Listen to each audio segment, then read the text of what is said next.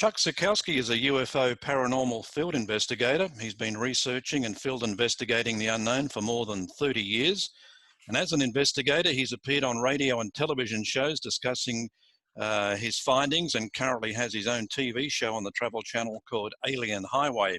Chuck approaches every investigation from a skeptical point of view, looking for any known possibility before offering any solution. He's currently also Deputy Director of Animal Mutilation Investigations for MUFON International. He joins us now. Hello, Chuck. Hey, thank you very much, Dean, for having me on I guess it's your show? Well, we're doing an online summit at the moment. We've got a great field of speakers who have been assembled and presenting over the next couple of days, and on all sorts of subjects. And I thought field investigation, I guess, doesn't get talked about a lot within this sphere, and I thought you would be one of the main men to come and talk to us about that. So I guess the first question is, does a background in law enforcement help you when you go out and look at a case and examine all the evidence? You know, it has helped me. I've been doing UFO investigations, film investigations for about 30 years. And so I was doing film investigations before I was a deputy. Yeah, about 15 years or so worth. So actually, being a deputy, believe it or not, when I was a deputy, okay, so yes and no to your questions. Yes, since I was a deputy, I've learned a lot from law enforcement that helps my future investigations. But being a field investigator actually helped me as a deputy when I was dealing with the public. And one of the reasons, obviously, is because I talk with a lot of people. And so I have that,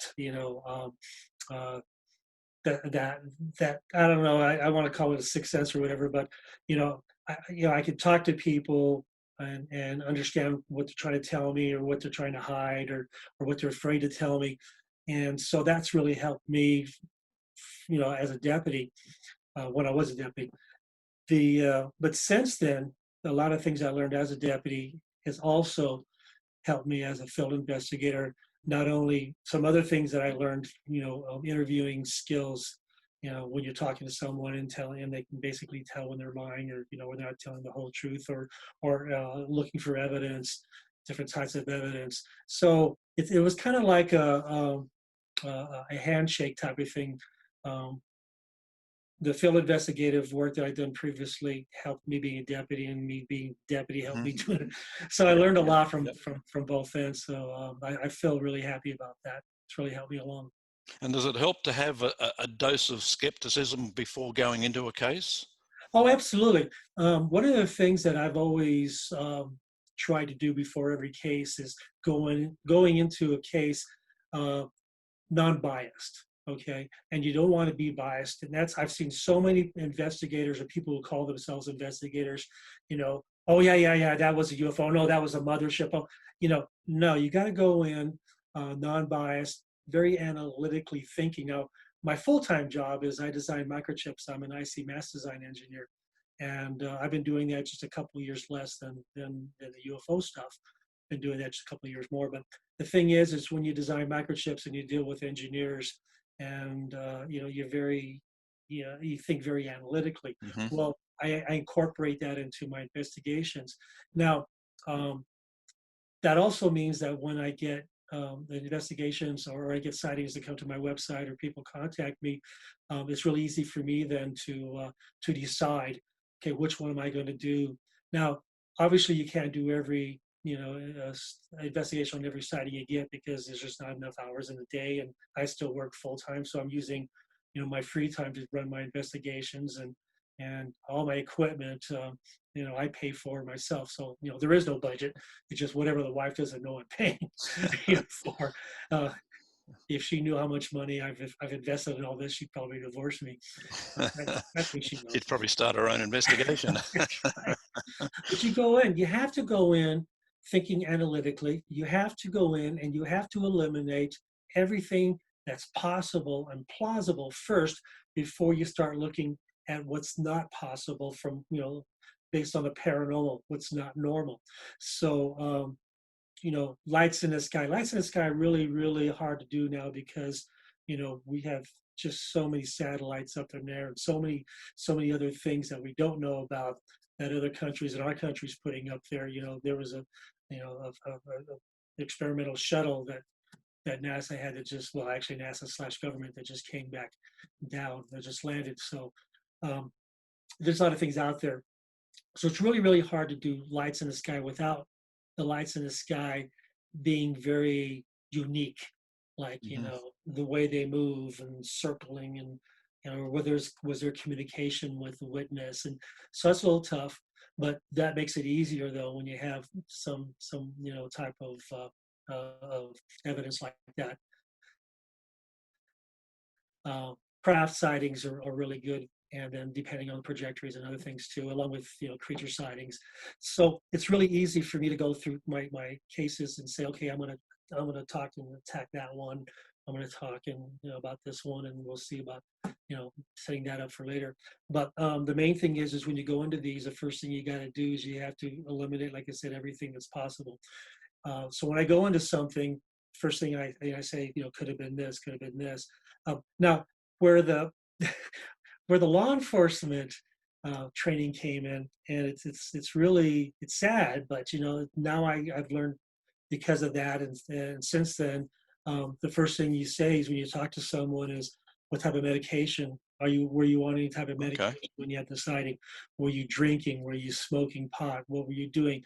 And it's unfortunate to ask those questions, but trust me, you'd be surprised how many people were smoking pot, or how many people were drinking alcohol when they saw it. Now, I'm not saying that if you're smoking pot or drinking alcohol that yet you didn't see what you saw, but it makes it a lot harder to verify the case when that's there.